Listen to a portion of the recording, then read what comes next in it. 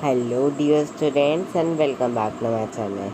In this video I'm going to talk about punctuation. So let's start. So now firstly see that what are punctuations. Punctuation is the usage of specific marks in writing to separate words, phrases and sentences to make the meaning clear. मतलब punctuation वो words और marks होते हैं जो writing में जो हम जिन्हें हम यूज़ करते हैं सेपरेट करने के लिए कुछ स्पेशल वर्ड्स फ्रेजेस और या फिर किसी सेंटेंस का मीनिंग क्लियर करने के लिए। चलिए देखते हैं हमारा पंचुएशन का फर्स्ट टॉपिक जो है capital letter. You very well known that a sentence always begin with a capital letter. मतलब हमेशा जो एक सेंटेंस होता है वो कैपिटल लेटर से ही शुरू होता है। एग्जाम्पल देखते हैं, he is good at flying kites. यहाँ पे ही हमारा कैपिटल से शुरू हुआ है, तो ये हमारा फर्स्ट टॉपिक है पंचुएशन का। Proper nouns and designations are also capitalized, like name of countries, languages, religions, names of people, place, originations, trademarks, days, months, titles, etc. देखिए आपको ये चीज़ अच्छे से पता है कि किसी कंट्री का नेम, कोई लैंग्वेज, रिलीजन, किसी इंसान का नाम, हर चीज़ हम लोग लेते हैं कैपिटल में। किसी भी सेंटेंस हो चाहे वो, हर में हम कैपिटल में लेते हैं। तो अच्छे से पता है ना। तो यही है पंचुएशन में कि आपको अगर कोई पैसेज दिया जाए उसमें से बोला जाए कि आपको पंचुएशन करेक्ट करनी है, तो आपको ये चीज़ हमेशा रिमेंबर रखनी पड़े। आपको ये भी याद है कि हमेशा आई कैपिटल में लिखा जाता है, चाहे वो कहीं पर भी है सेंटेंस में। आपको ये भी पता है कि capital letters are also use for abbreviations. Abbreviations मतलब जैसा कई सारी चीज़ें आप शॉर्ट फॉर्म में नहीं लिखते, CBSE हो, WWF और ऐसी WWW world wide web, CBSE सब जो आप लिखते हैं एब्रीवेशंस शॉर्ट फॉर्म्स, ये सब भी कैपिटल में लिखी जाती है एक सेंटेंस में।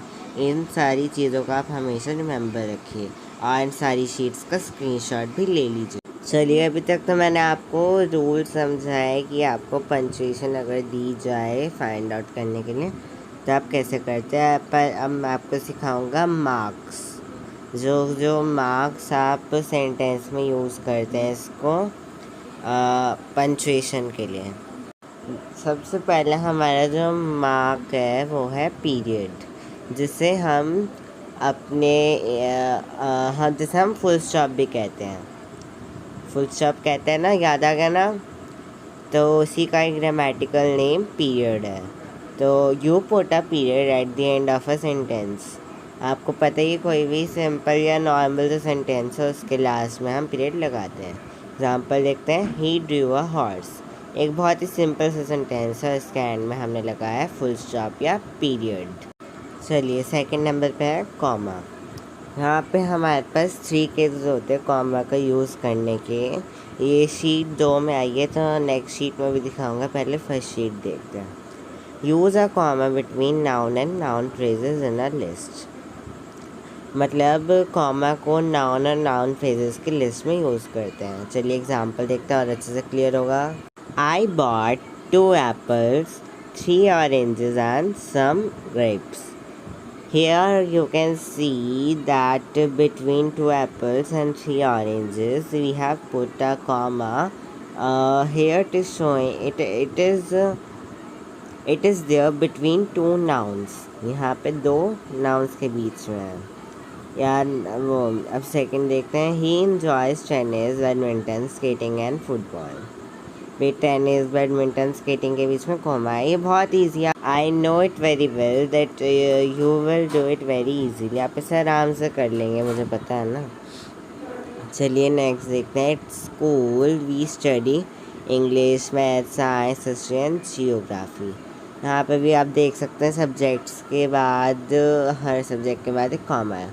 यहाँ पे देखिए ऐसे वैरायटी ऑफ थिंग्स हो, फ्रूट्स के नेम हो कई सारे इकट्ठे दिए हुए, वेजिटेबल्स के नेम हो, तो उसके लिए हम कॉमा यूज़ करेंगे। We use comma between adjectives when you use several of them to describe something. मतलब हम एग्जेक्टिव्स के बीच में भी यूज़ करते हैं। जैसे एग्जेक्टिव तो आपको पता है ना, जो विशेषता बताते हैं, विशेषण। तो वही है ये, जो आपको जैसे हम किसी पर्सन की क्वालिटीज़ बता रहे हैं, कई सारी बता रहे हैं, is handsome, good looking, famous, ये वो। तो इन सब के भी बाद में हमारा वो आएगा कॉमा। ठीक है, चलिए एग्ज़ाम्पल देखते हैं। हमारी नेक्स्ट शीट पे है एग्ज़ाम्पल इसका। उससे पहले मैं आपसे कहूँगा कि आप फटाफट से अपनी इस स्क्रीन का स्क्रीनशॉट ले लीजिए, क्योंकि ये आपके लिए बहुत बेनिफिशियल है। चलिए देखते हैं। तो यहाँ पे आपका एग्ज़ाम्पल है, a giraffe is tall, long legged animal. यहाँ पे देखिए हमने जिराफ की विशेषता बताई ना, एग्जेक्टिव्स बताए ना जिराफ के बारे में। तो यही आप देख सकते हैं, कई सारे हमने बताया, इसलिए हमने कॉमा यूज़ करा है। Tall, long neck, long legged animal. ऊंचा है, ऊंची गर्दन है, ऊंची टांगे वाला जानवर है। चलिए नेक्स्ट देखते हैं। He is a tall, handsome, smart, ambitious young man. ऊंचा है, खूबसूरत है, अच्छा दिखता है। देखिए कैसे क्वालिटी बताइए यहाँ पे हमने मैन की। तो यहाँ पे भी हमने एग्जेक्टिव्स के एक के बाद एक आ रहे हैं, इसलिए हमने यहाँ पे कॉमा यूज़ करा है। और अगर आपको एग्जेक्टिव फाइंड नहीं करने आते तो आप मेरी प्रीवियस वीडियो देख सकते हैं मेरे चैनल पे टैप करके। आप वहाँ पे वीडियो सर्च कीजिए, आपको मिल जाएगा, और वहाँ से आप देख सकते हैं एग्जेक्टिव्स क्या होते हैं, कैसे उन्हें फाइंड करते हैं। चलिए नेक्स्ट केस देखते हैं। Use a comma after yes and no and before please in a sentence. You also use a comma before or after name of a person you are speaking to. मतलब हम yes no के बाद भी comma use कर सकते हैं, please से पहले भी कर सकते हैं सेंटेंस में, और अब पहले या बाद में भी कर सकते हैं किसी नेम के बाद, और आज उसके साथ भी कर सकते, सब बोल रहे हैं।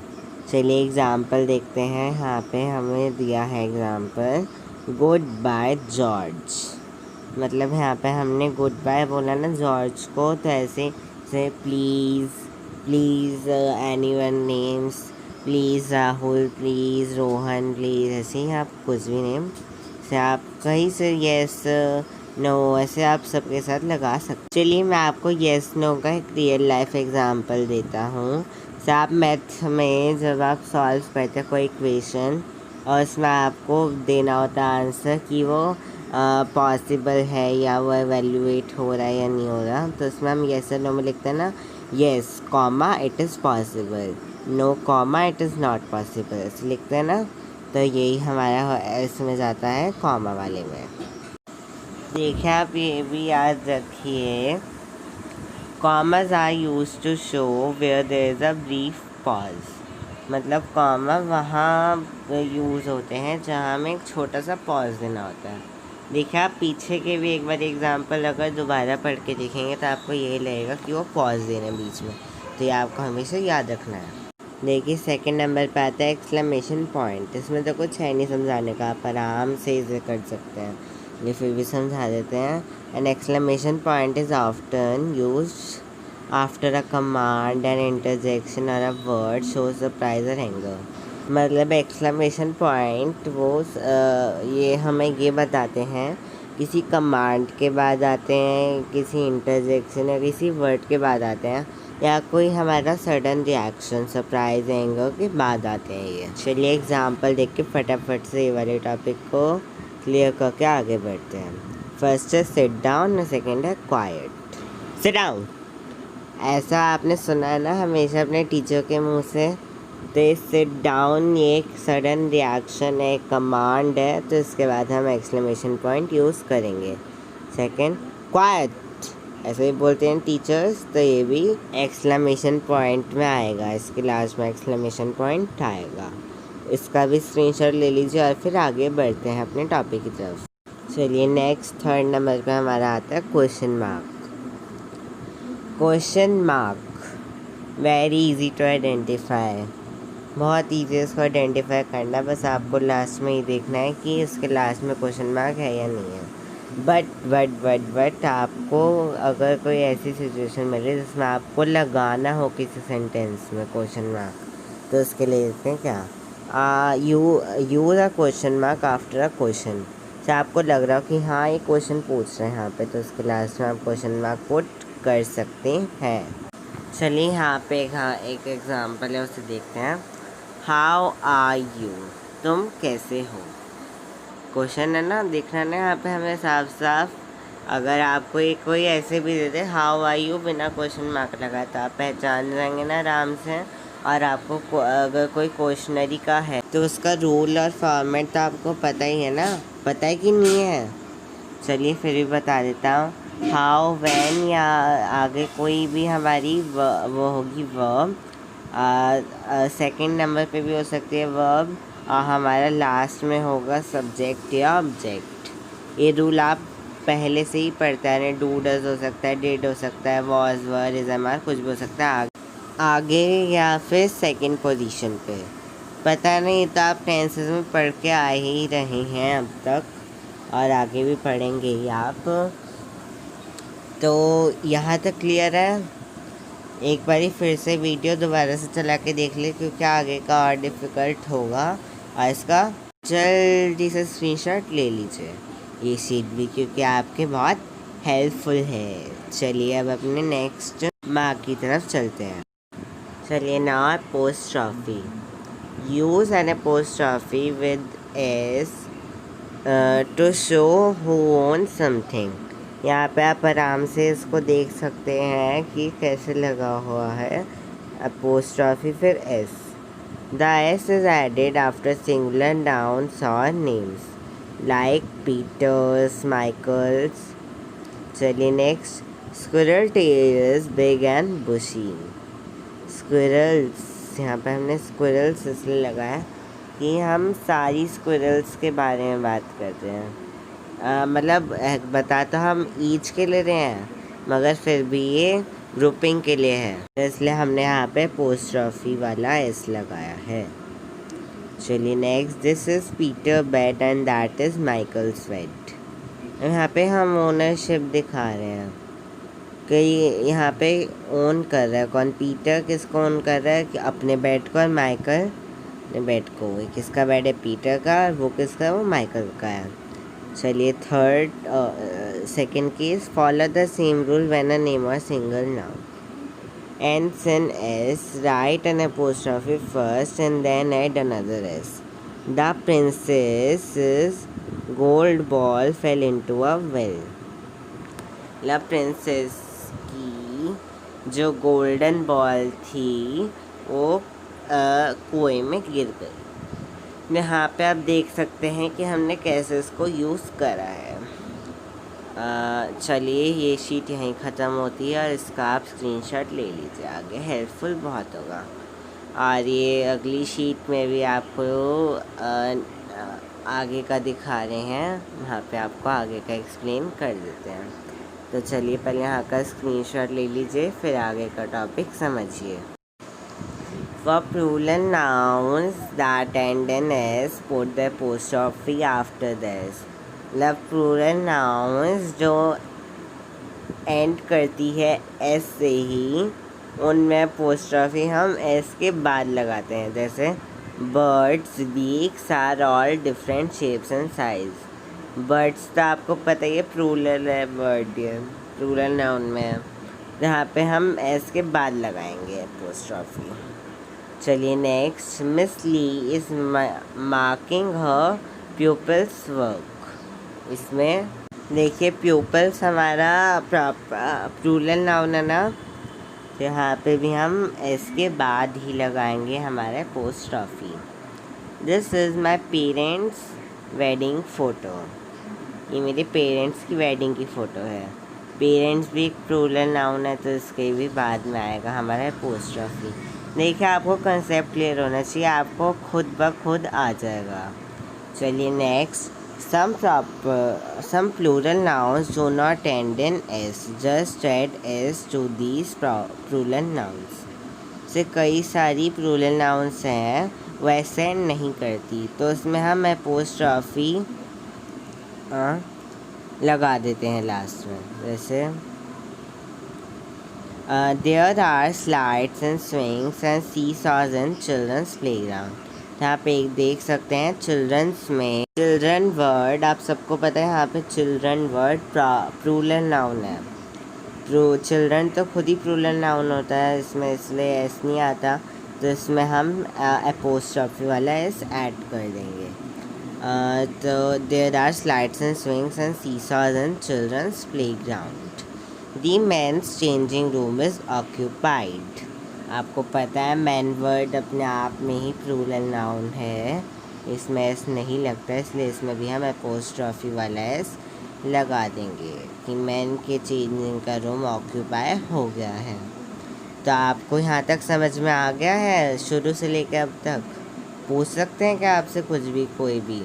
देखिए ये नहीं कि आप नाम डूबा दें, इसलिए अच्छे से समझिए इसे, और अगर कुछ समझ में ना आए तो उसे कमेंट में पूछिए और इसका भी स्क्रीनशॉट लीजिए। चलिए अब बढ़ते हैं हमारे नेक्स्ट टॉपिक की तरफ। Be ready yourself. यही आगे कंटिन्यू है एपोस्ट्रॉफी का। You can also refer to a person, office or shop by using a possessive form with an apostrophe. मतलब आप किसी ऑफिस या किसी शॉप की उसको भी हम एपोस्ट्रॉफी में ले सकते हैं। चलिए एग्जांपल देखते हैं। I will buy some bread at the baker's. पे बेकर्स है ना, देखिए बेकर्स में हमने एस लगाया एपोस्ट्रॉफी वाला। I was reading a book at the dentist. यहाँ पे हमने एस लगाया एपोस्ट्रॉफी वाला डेंटिस्ट में। It's time you went to the barber's. मतलब यहाँ पे हमने एस लगाया है बार्बर्स में। सेकंड है हमारा, you can also refer to your friend's home in the same way. चलिए देखते हैं जैसे कि आप कैसे मतलब अपने फ्रेंड के यहाँ जा रहे हैं, आप कहीं भी जा रहे हैं तो उसके लिए भी आप सेम वे में यूज़ कर सकते हैं। I am going next door to Peter's. मतलब मैं जा रहा हूँ पीटर के घर, जो कि हमारे जो कि अगले घर पे ही रहता है।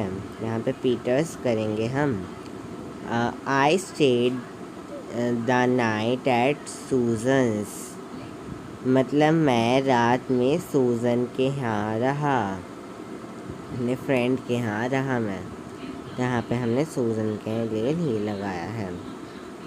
How do you make a possessive from two people joined by and such as Peter and John or Mary and Annie? Put sorry after the second name. For example, देखते हैं example. Barbara and David's house, Jill and Andy's party। तो हमने यहाँ पे S लगाया ना, ऐसे हम ऐड कर देते हैं। These possessive forms of names and nouns can be used without a following noun।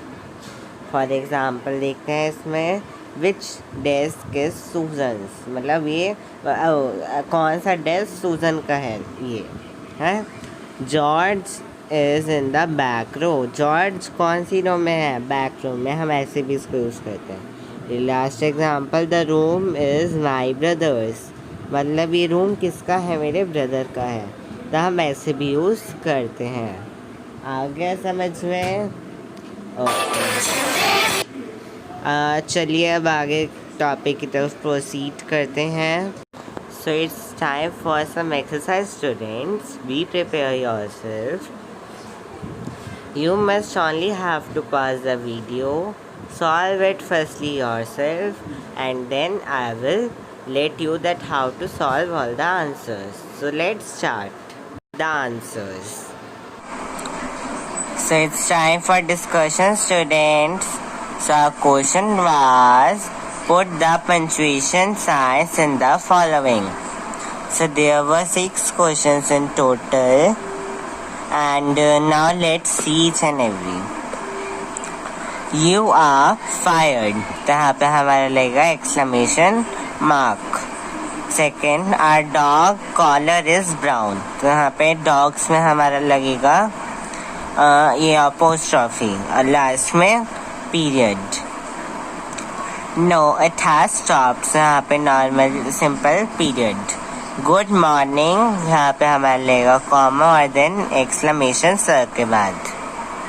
Now Henry goes to boy school, यहाँ पे हमारे अपोस्ट्रॉफी लगेगा इसके बाद और स्कूल के बाद full stop. Now 6 and last one, where are you going, normally question mark. तो यहाँ पे मैंने आपके लिए वो एक्सरसाइज वाली शीट दोबारा शो कर दी है, आप यहाँ से उसे एक बार दोबारा रीड कीजिए। अगर कोई डाउट आपको लगता है तो उसे आप पूछ लीजिए कमेंट सेक्शन में, और शीट का आप स्क्रीनशॉट भी ले लीजिए क्योंकि आपके आगे के लिए बहुत बेनिफिशियल है। तो होप्स आपको ये वीडियो अच्छी लगी होगी।